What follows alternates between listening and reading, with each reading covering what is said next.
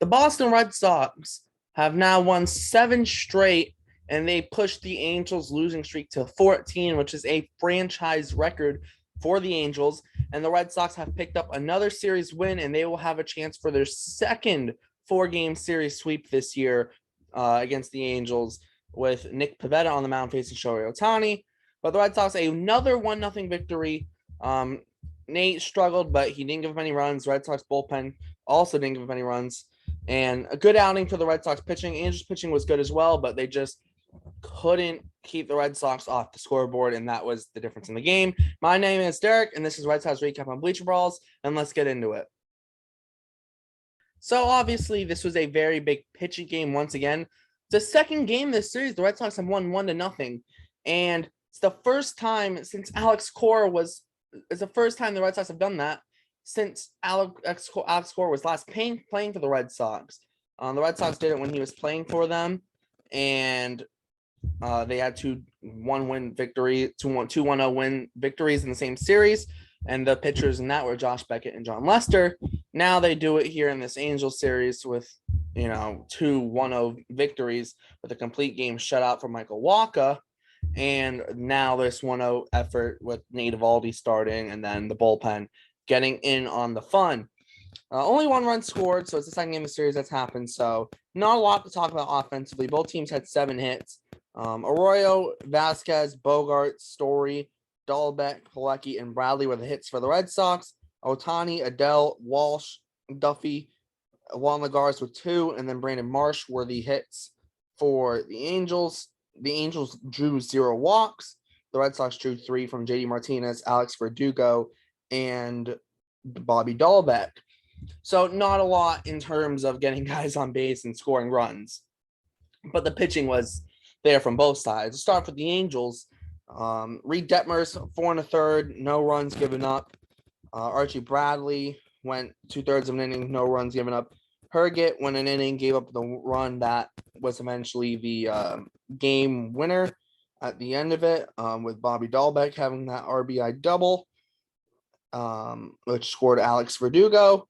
Then Wantz, Quijada, and Quijada, they went a total of 3 innings combined without giving up a run.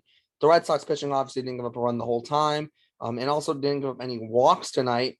Nate went 5 innings. His velocity is massively down, but Cora said that he had some hip issues. His hip was hurting him a little bit. So that's probably why the velocity was down. So not great to see, but he still powered through 5 innings, grinded through, and got the win.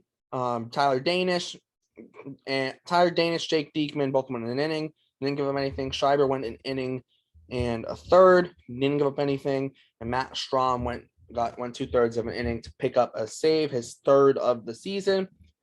And then John Schreiber, he's got 7 holds this year. I know holds they don't matter, so they're not a big stat to look at, but considering he didn't start the year on the roster and didn't get up to the team until just before the hot streak, I mean that's a lot of holds for and it's been proven, and that shows how they've been kind of putting him in these bigger situations, and he's provided. Schreiber this year has been very good. 16 games, 16 and 2/3 innings pitched. He's got a 1.08 ERA for the Red Sox and a .66 WHIP. He's been stellar. Offensively, there's really not much to talk about from either side, realistically. As like I said, there's nothing really going on. I mean, 14 hits in total. Add 3 walks in the Red Sox, but only 1 run scored. So Red Sox went 1 for 8 with runners in scoring position tonight. The Angels went 0 for 4. That's kind of what it was. Now, on the Red Sox side, there is some talking to do about their lineup. Kike Hernandez goes on the injured list. Devers is getting a day off. There's a chance Bogarts wasn't going to play. And with Nate Eovaldi pitching, Kevin Pilecki was set to catch. But Red Sox threw in Christian Vasquez in the lineup. The lineup was Christian Arroyo, Christian Vasquez in the 1 and 2 spots. Then Martinez, Bogart, Story, Verdugo, which, okay, that makes sense. Then Dahlbeck, Pilecki, and Jackie Bradley Jr. Position-wise, they lined up with Pilecki catching, Vasquez at first, Story at second, Bogarts at short, and Dahlbeck at third. And then left to right, it was Verdugo, Jackie Bradley Jr., and Christian Arroyo. So very interesting. Franchi Cordero did come in for Christian Arroyo later in the game. But it was interesting to see kind of the lineup. I really would have found it interesting if Bogarts wasn't going to be able to play. Then what would they have done? Because they have put Franchi in right and Arroyo at short, where they kept Arroyo in right and like figured something out with putting like Dahlbeck at second or Vasquez at second, which they've done in like an inning stint in like a blowout game before, but never for a full game. So that's the thing. Missing Kike, besides the Bogarts Devers story, Kike might be the biggest loss just because of positional versatility when you're giving guys an off day, because like they gave Devers an off day, so Dahlbeck had to play third. And Franchi didn't want to play with a left-handed pitcher on the mound. So it was kind of stuck like, okay, well, Royals in right now because Franchi's not playing. So who's playing first base if Dahlbeck's at third? It really only left Christian Vasquez in that sense. Now they could have played Arroyo at first and put Franchi in right and not have had to play Vasquez. But at the end of the day, that's what they chose to do. And, I mean, it worked out. They did bring up Jonathan Arauz, which I feel was because of that infield thing where Kike can't play the infield. Because you can't have Kike as a backup infield option. Arauz can play second, short, and third. And I think it was also a backup option in case Bogarts wasn't able to go. Because if Bogarts not able to go and they call up Duran, they literally wouldn't have a backup shortstop because Arroyo would have to play shortstop. And then what happens if Arroyo or Story go down? Even if it's a minor injury, but just enough for them to have to come out the game, who's going where? You can't put Duran in the infield. I mean, he played, I know he was originally second baseman, so maybe get risky, throw him at second and Story at short or whatever. Maybe slide Dahlbeck over short and just bring Devers in or whatever. But it's still, so we'll see. I do expect Duran actually to come up before Kike comes off the injured list and Arauz to go back down. I just think it was kind of the situation with Bogarts not being 100% and not wanting to if Bogarts can't go, you want to be able to have a guy who can at least play shortstop in a pinch if you need it, and Arauz can actually play shortstop. And that's why they went with him. They didn't really go. Obviously I know Yolmer Sanchez is in AAA, but he's not on the 40-man roster. Whereas the only guys in the infield on the 40-man roster in the minors that played infield were Arauz and Jeter Downs, and Arauz has service time, so that's why they're going to call up Arauz over Jeter Downs, no question. So, and that's the thing. How do I want to word this? The Red Sox were stuck in a predicament because they could have called up Duran, but also there's a lefty tonight. There's two lefties in the Seattle series. So do you want that? You'll probably see two lefties in the Seattle series. So do you want to call Duran and then have to start against lefties necessarily? I mean, I don't know. We'll see. We'll see how it all plays out. But Kike is on the 10-day injury list, so he's going to be out 10 days. So Duran can still come back after that Seattle series, especially against Oakland. So he could get to see Oakland again at the big league level. We'll see where everything plays out. That's a little bit down the road, though. But it was a big win for the Red Sox tonight. They are now 30-27. They've won 7 in a row, 8-2 in the last 10, and that includes that first loss to Cincinnati and that last game at Baltimore, or no, the second to last game of that Baltimore series, I think. Maybe I'm off on that. I don't know, but it's been important for the Red Sox. They are now entrenched in that third wild card spot. They are just 3.5 games behind the Rays and the Blue Jays. And they are a game and a half ahead of Cleveland, 2.5 ahead of the White Sox, 3.5 ahead of the Angels in Texas, and 4 ahead of Seattle, who they're about to go play. So that will be a big series as well. Even though 4 games doesn't sound like a lot, but you lose all 3, or you lose 2 out of, even if you lose 2 out of 3, Cleveland could catch some serious ground on you. So, yeah, it's important because Seattle's kind of been slowly improving. So you need to beat them to try and slow them down a little bit. But also, too, you don't want to be caught by Cleveland, who's been good. I think Cleveland, for me, was the kind of bogey team this year, whereas they could be good.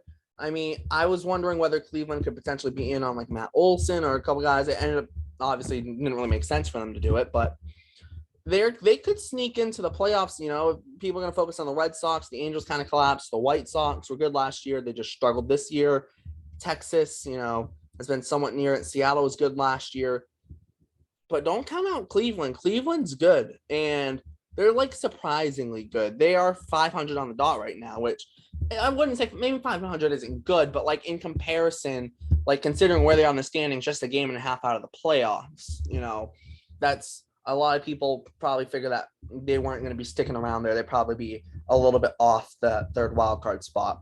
But and I think this third wild card has made it a lot tighter, especially for that last wild card spot. And more teams are going to be into it and are going to have a chance at making a run to get into the playoffs. You look at the National League, it's similar like that too. San Francisco is just a game behind St. Louis for the second wild card spot. They're in the third, obviously.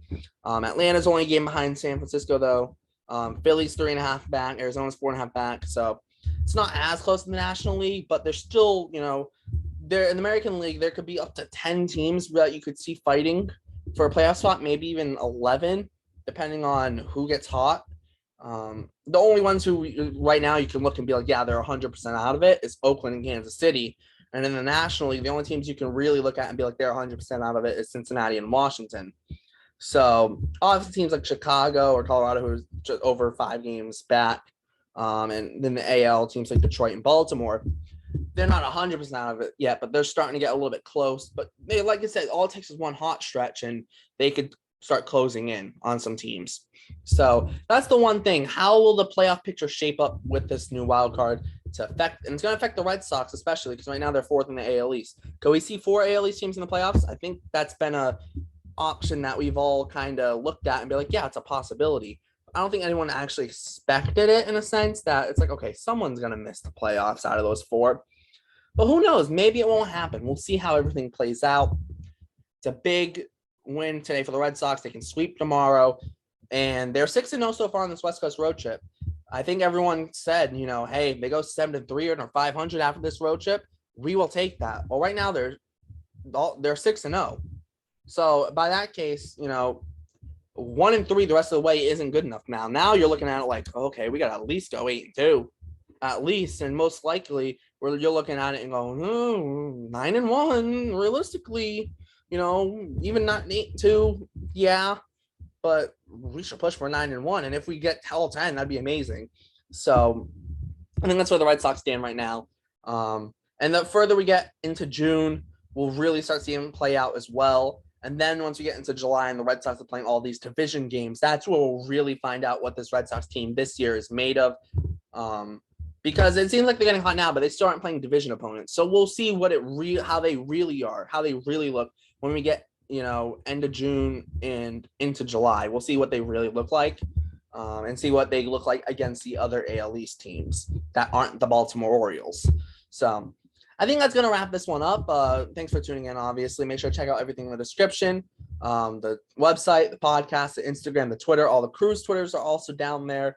If there's anything else important, it'll be down there as well. I don't think there is, though, but if there is, just, keep an eye out for it. Make sure to like, subscribe, comment, all the good stuff.